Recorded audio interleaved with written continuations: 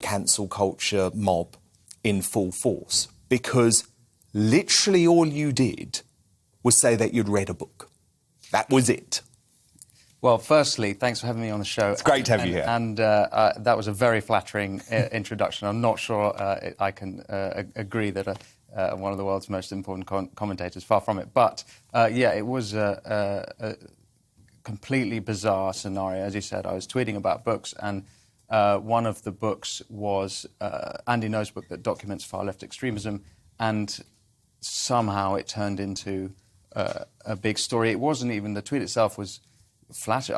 I said it was an important book, and I thought it was, because at the time I understood it to be the only book documenting far-left extremism in the States, and that he was a brave guy, and he certainly a brave guy. Not only had he been attacked beforehand, but in the period after my initial apology and before deciding to step away, leave the band, he was attacked again, and video footage of him being attacked in Portland came out on the internet. And when I saw that, I felt I've really not. It's not okay that I've apologised to these people, to these extremists, because that's what it felt like. Because you felt like you were giving in?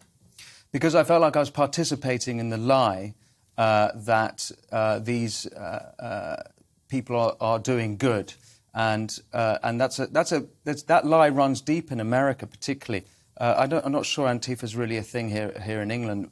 They call themselves Antifa, but actually, if you look at their behaviour, by their fruits you will know them, and it's very much the behaviour of fascists. But you even had Biden in the election saying Antifa's just an idea, and these people have literally killed people in the States, and it's organised. It's organised, and they've burnt down federal courthouses, and it's like absolutely shocking, repugnant behaviour that we're seeing, and it's not okay. So no, but the idea was that if you call out far-left extremism, according to the liberal cancel culture mob, you must be a far-right extremist, which is what you were accused of, which is, of course, patently ridiculous, because there's nothing in your history, nothing in your interest, nothing in your comments to suggest that you're that at all. Well, as you said in your introduction, my grandmother was a Holocaust survivor. It's ludicrous to put me in that category of things. But, and not only does social media sort of promote this binary thinking amongst all of us, and I've probably fallen prey to it occasionally myself, but it's word games, you know, Antifa. Well, if you're against Antifa, then you must be pro-far, which is absolutely not the case. But I guess that's a consequence of these short tweets and short thinking. Isn't it a shame, though, that we can't have these conversations amongst celebrities? It feels to me that high-profile folk in the music industry, in the film industry, in the TV industry, and I know a lot of them, very often do have a controversial view, but they're simply too scared to express it because of exactly what happened to you. Yeah, that's a good question. So it's my opinion, or from how I've seen it, is that the music industry is a very small industry, and I would say it's dominated by progressives. And that's normal. I think in all industries, you're going to have if like-minded people are going to tend to have the same ideas. I imagine if you you looked at the city and finance, you probably have more free marketers and conservatives. I imagine it's kind of normal. But in the music industry, there are certainly dissenters, and many of them have reached out to me privately. Some of them I'm now thrilled to be working with, and I hope I can come back to your show with these new projects, music projects, as they emerge in the future. But there are people who have the courage to stand up to these people. But it's so you're going to form a new band? Is that what you're hinting at? You'll have to invite me back. That sounds exciting. Yeah. In the meantime, I'm working on this podcast at The Spectator. Yes, which is brilliant. I'm a listener. Thank you. And I've had a variety of people, not just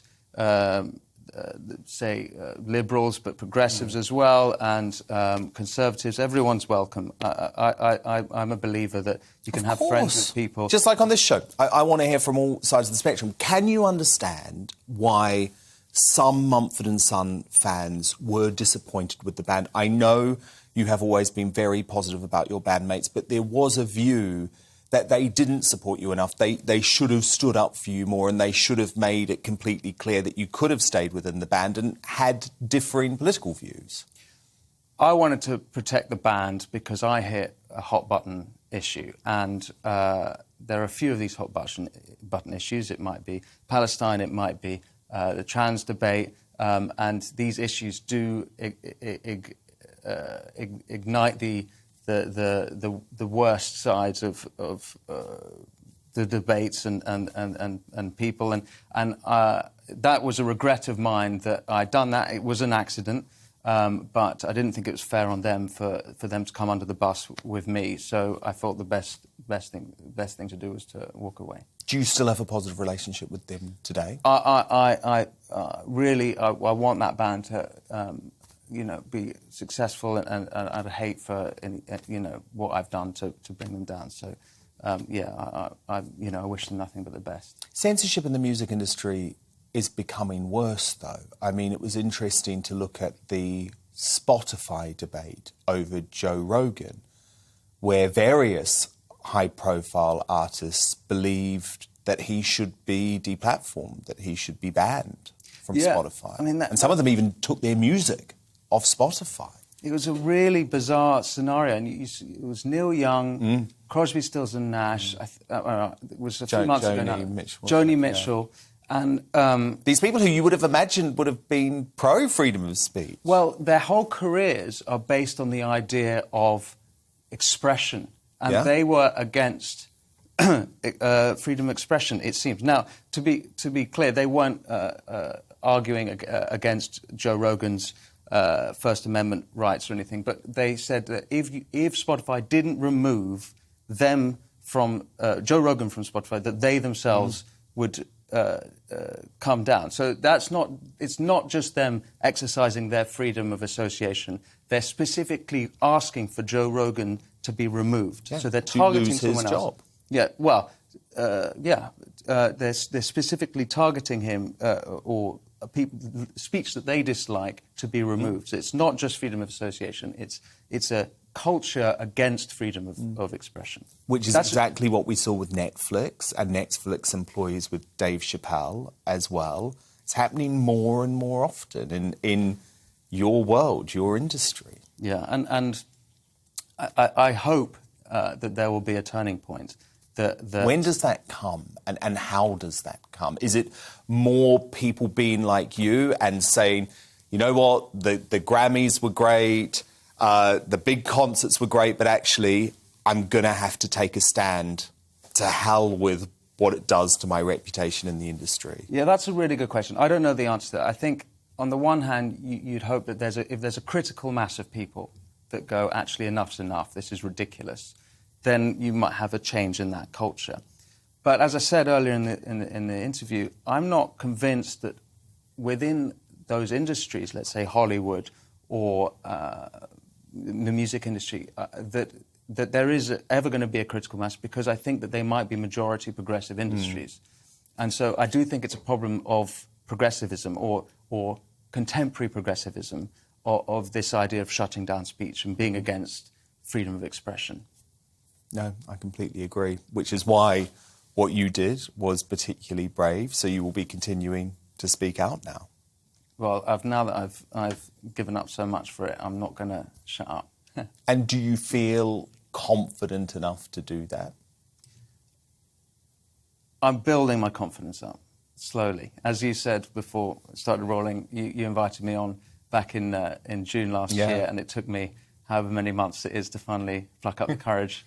10 months later, you made it in. I got you in the end. Well, no, look, I've been really impressed, Winston. You've done incredible things. I think more people in the music industry, more people in the TV industry, more people in the movie industry need to speak up, because, of course, there is going to be a power in numbers. I understand what you're saying, that a lot of them are progressive, but at the same time, there are many, many folk there, because I see the messages that I receive, who are against the censorship but are too afraid because of the consequences. So I do hope that changes. Yeah. Well, actually, that was what was so inspiring to me is when I did announce that or not inspiring, worrying to me, I should say. When I did leave the band, I published a letter explaining why, and I got quite literally thousands of letters from people saying they couldn't speak because they worried they would lose their job, lose friends, and for most people, they can't afford to lose their job or their careers because, firstly, they can't. They've got mortgages, they've got families to support. That's a big deal. And not only that, careers are hard to build up. They take decades. And why throw that away? And maybe, and you might argue, well, just keep quiet. What's the big deal? But if you keeping stum and you keep nodding along to things you disagree with, that wears away at the soul. And that's not a good place for us to be in as a society.